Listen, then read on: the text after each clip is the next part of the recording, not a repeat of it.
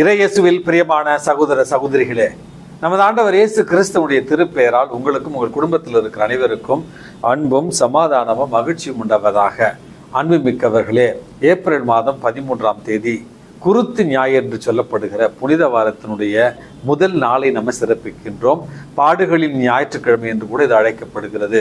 அன்புமிக்கவர்களே, இந்த குருத்தோலை ஞாயிறு அல்லது குருத்து ஞாயிற்றுக்கிழமையில 2 முக்கியமான திரு நிகழ்வுகள் நடைபெறும். முதலாவது குருத்தோலை பவனி, இரண்டாவது நமது ஆண்டவர் இயேசு கிறிஸ்துவனுடைய திருப்பாடுகளை தியானிக்கிற ஒரு நிகழ்வு.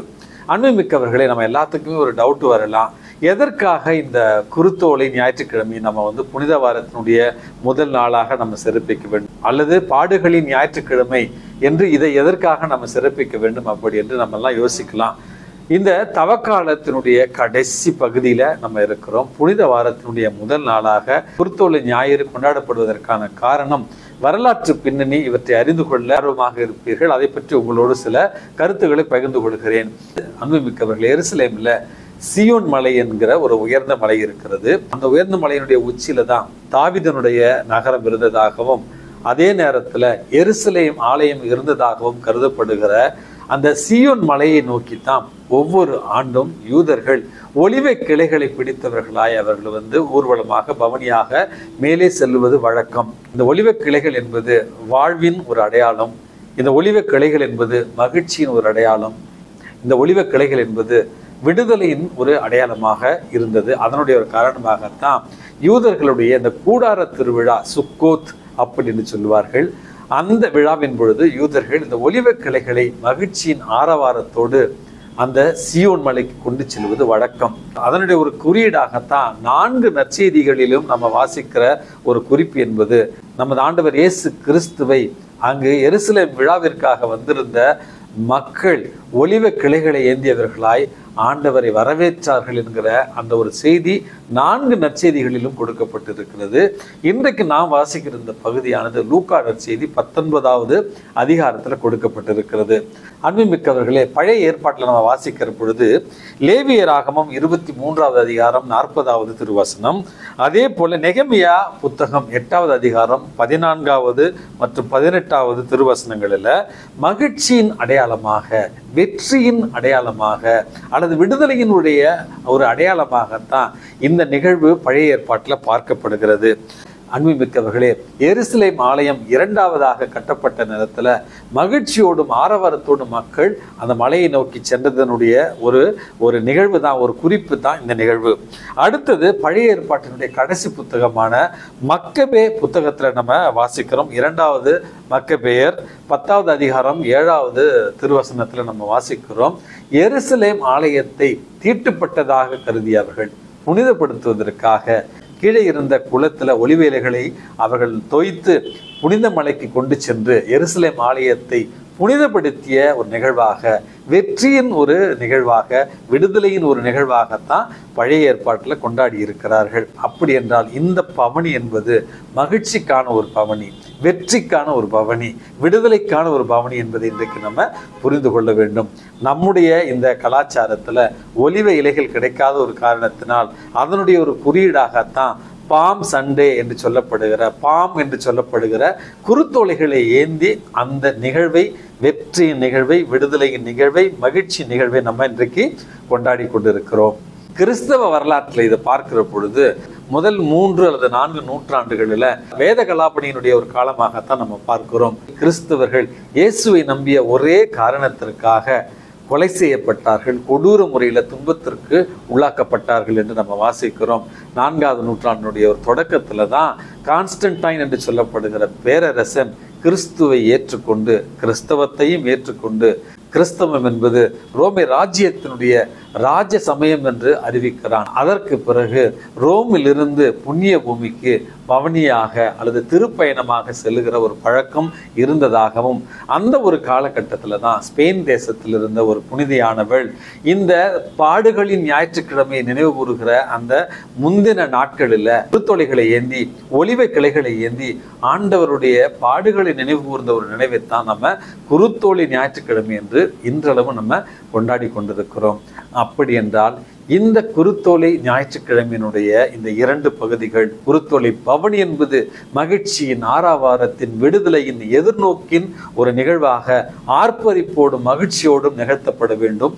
2வது பகுதி வருகிற இந்த புனித வாரத்தில் இயேசுவினுடைய பாடுகளை சிந்தித்து, இயேசுவினுடைய பாடுகளில் உள்வாங்கி, இயேசுவினுடைய துன்பங்களோடு நம்முடைய துன்பங்களையும் இணைத்து, இந்த 40 நாட்கள் நாம் செய்த ஜெபம், அதாவது இறை வேண்டல், நோன்பு மற்றும் பிறநல பணிகளோடு சேர்த்து இறைவனுடைய மாட்சியை மறுபடியும் அனுபவிக்க, இறைவனுடைய உயிர்ப்பை கொண்டாட, நிலை வாழ்வையும் நிறை வாழ்வையும் நம்மை பெற்றுக்கொள்ள தயார் செய்கிற ஒரு நிகழ்வு தான் இயேசுவினுடைய பாடுகளை சிந்திக்கிற 2வது ஒரு நிகழ்வு. அன்புமிக்கவர்களே, முதல் வாசம் எசாயா புத்தகத்திலிருந்து நமக்கு கொடுக்கப்பட்டிருக்கிறது. துன்புறும் ஊழியன், கடவுளுடைய வார்த்தைக்கு கீழ்ப்படிந்து கடவுளுக்காக துன்பத்தை ஏற்றுக்கொள்கிற ஒரு ஊழியராக கொடுக்கப்பட்டிருக்கிறது. அதைத்தான் நம்ம துன்புறும் ஊழியன் இயேசு என்று நம்ம அறிந்து கொள்கிறோம். 2வது கொடுக்கப்பட்டிருக்கிற வாசகமானது திருத்துதர் பவுல் பிலிப்பியருக்கு எழுதிய திருமுகத்திலிருந்து கொடுக்கப்பட்டிருக்கிறது. இயேசுவனுடைய மாட்சி, அதே நேரத்தில் இயேசுவனுடைய தாட்சி நம்முடைய மீட்பிற்காக எப்படி இருக்கிறது என்பதை பற்றி 2வது வாசகம் நமக்கு கொடுக்கிறது. 3வது வாசகமான லூக்கா நற்செய்தியில தான் இயேசுவினுடைய பாடுகள், இயேசு இரவு உணவை உட்கொண்டு நற்கருணை நமக்கு கொடுத்தது, அதற்கு பிறகு கெத்செமனி தோட்டத்தில் அவர் காட்டி கொடுக்கப்பட்டது, பிலாத்துவாலும் ஏரோதுவாலும் விசாரிக்கப்பட்டு தண்டிக்கப்படுவது, நேர்மையாளராக இருந்தவர், மாசுமற்றவராக இருந்தவராக நம்ம இந்த வாசகத்தில் நம்ம பார்க்கிறோம். கடைசியில் இயேசுவினுடைய பாடுகள், பிறகு அந்த நல்ல கள்வன் சிலுவிலேயே மீட்கப்படுதல், அதற்கு பிறகு இயேசுவினுடைய அடக்கம், எருசலேம் மகளிர் அழுதது, அவர்களுக்கு இயேசு ஆறுதல் கூறியது என்று இன்றைய பாடுகளில் இந்த சிந்தனைகளைத்தான் இன்றைக்கு நம்ம பார்க்க இருக்கிறோம். அன்புமிக்கவர்களே, குருத்து ஞாயிற்றுக்கிழமை, குருத்தோலை ஞாயிற்றுக்கிழமை, இதில் என்ன செய்தியை நான் உங்களுக்கு சொல்லலாம் அப்படி என்று யோசித்து கொண்டிருந்த பொழுது, இன்றைக்கு குருத்தோலை ஞாயிற்றுக்கிழமையில் ஒரு முக்கியமான கேரக்டர் ஒன்று இருக்குது. இயேசு நமக்காக வந்தவர், நம்முடைய மீட்பர். ஆனால் அந்த இயேசுவை தாங்கி வந்த ஒரு கழுதையை பற்றி தான் உங்களோடு இன்றைக்கு நான் பேச விரும்புகிறேன். இயேசுவை தாங்கி வந்த அந்த கழுதையிடமிருந்து நம்ம என்ன 5 பாடங்களை கற்றுக்கொள்ளலாம் என்று சிந்தித்து கொண்டிருந்த பொழுது இந்த எண்ணங்கள் எனக்கு தோன்றியது. அதை உங்களோடு நான் பகிர்ந்து கொள்ள விரும்புகிறேன். இந்த கழுதை பற்றின விளக்கங்களை மார்க்கு நற்செய்தி 11வது அதிகாரத்தில் நம்ம முழுமையாக வாசிக்கலாம். அன்புமிக்கவர்களே, முதல் செய்தியாக நமது ஆண்டவர் ரொம்ப டீட்டெயில்டாக, கிளாரிட்டியோட, தெளிவாக கழுதை இருக்கும் இடத்தை தன்னுடைய சீடர்களுக்கு சொல்லி அனுப்புகிறார். இது நமக்கு சொல்லி தருகிற பாடம். ஆண்டவருக்கு நம்மை தெரியும், நம்ம யார், எங்கு இருக்கிறோம், எந்த நிலையில் இருக்கிறோம் என்பது ஆண்டவருக்கு, ஆண்டவராகிய இயேசுவுக்கு நம்மை பற்றின புரிதலும் நம்முடைய இருத்தலும் தெளிவாக தெரியும் என்பதைத்தான் முதல் செய்தியாக கூறிக்கொள்ள விரும்புகிறேன். வரி வசூலிக்கிற இடத்துல இருந்த மத்தேயுவை, லேவி என்கிற அந்த மத்தேயு எங்கே இருக்கிறார், அவனுடைய ஆத்துமா எப்படி இருக்கிறது என்று அறிந்திருந்தார் நமது ஆண்டவர் இயேசு கிறிஸ்து. அதே போல பாவியான சக்கேயு எந்த மரத்தில் அமர்ந்திருந்தார் என்று கூட நமது ஆண்டவர் இயேசு கிறிஸ்துவுக்கு தெரியும். நீங்கள் யாரா இருந்தாலும் எங்கு இருந்தாலும் ஆண்டவர் அறிவார் நீங்கள் எங்கே இருக்கிறீர்கள் என்று. 2வது பாடமாக, அன்புமிக்கவர்களே, அந்த கழுதை அவிழ்த்து கொண்டு வரப்பட்டது என்று நம்ம விவிலியத்தில் வாசிக்கிறோம்.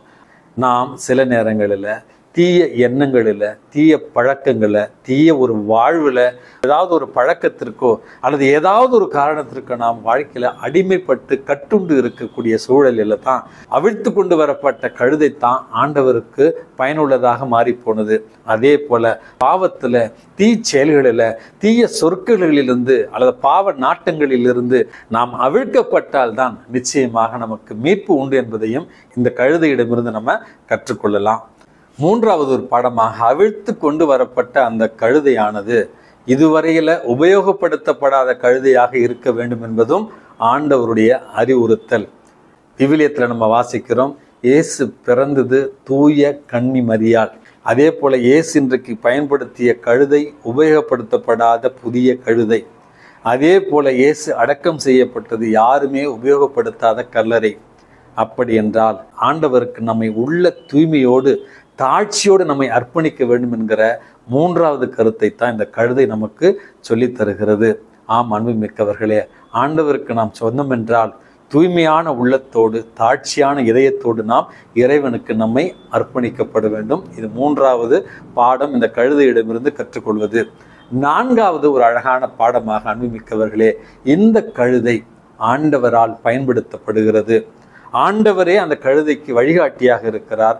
ஆண்டவர் சொல்லுவதையெல்லாம் அந்த கழுதை கேட்கிறது. செல் என்றால் செல்லுகிறது, வளைந்து செல் என்றால் வளைந்து செல்லுகிறது, நேராக செல் என்றால் நேராக செல்லுகிறது, நில் என்றால் நிற்கின்றது. அப்படி என்றால் ஆண்டவர் திருமுன்னிலையில அந்த கழுதையைப் போல ஆண்டவருடைய வார்த்தையின்படி அவருடைய வழிகாட்டுதலின்படி நாம் நடந்தோம் என்றால் நிச்சயமாக நாமும் அந்த கழுதையைப் போல பேறு பெற்றவர்களாக இருப்போம் என்கிற 4வது செய்தியை இந்த கழுதையிடமிருந்து நம்ம கற்றுக்கொள்ளலாம். கடைசியாக 5வது ஒரு செய்தியாக இந்த கழுதையிடமிருந்து கற்றுக்கொள்ள வேண்டிய பாடம், அன்புமிக்கவர்களே, ஆண்டவர் மக்களிடையே சென்ற நேரத்தில் ஆரவாரத்தோடு திருப்பாடல் 118 பயன்படுத்தி அவர்கள் பாடிய பாடல்கள். எபிரேயர்களின் சிறுவர் குழாம் எப்படி பாடினார்கள்? ஆண்டவர் பெயரால் வருகிறவர் ஆசி பெற்றவர் அப்படி என்கிற அந்த வாழ்த்தும் கரகொலியும் பெருமையும் சிறப்பும் அந்த கழுதைக்காக கிடையாது. யாரை தாங்கி வந்ததோ அந்த மெசியாவுக்குத்தான் அந்த வாழ்த்துதல்களும் அந்த பெருமைகளும்.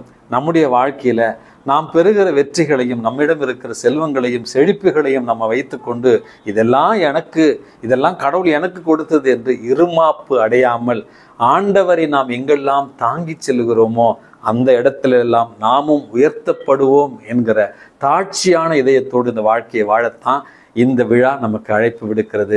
ஆகவே அன்புமிக்கவர்களே, இயேசுவினுடைய இந்த பாடுகளின் ஞாயிற்றுக்கிழமை கொண்டாடுகிற நாம், இந்த குருத்தோலின் ஞாயிற்றுக்கிழமை கொண்டாடுகிற நாம், எளிமையும் தாட்சியும் நிறைந்த அந்த கழுதையைப் போல ஆண்டவர் திருமுன்னிலையில் வாழ்ந்திட இறைவனிடத்தில் மன்றாடி செபிப்போம்.